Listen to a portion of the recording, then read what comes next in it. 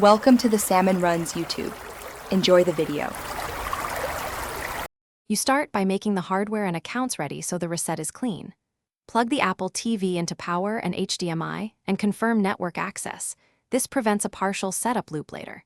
If you can, sign out of your Apple ID in settings. This avoids activation or HomeKit issues after the wipe. Keep the Siri remote or the iPhone remote app in hand because you'll need to navigate menus immediately. Once done, move to Settings to begin the reset sequence. Now you go into Settings and choose the reset type. This is where understanding matters. Select Quick Reset to restore defaults fast, which keeps the current TV OS. Choose Erase and Update when you suspect software corruption, because it downloads and reinstalls the latest TV OS for a cleaner slate.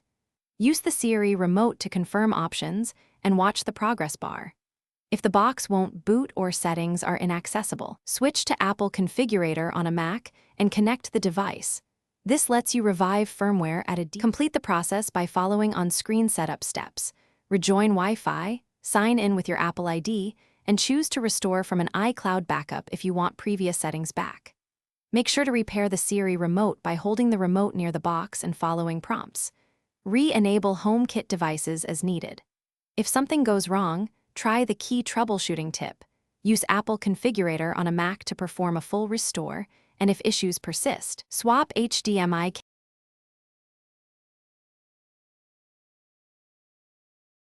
Thanks for watching. Consider subscribing if we helped you.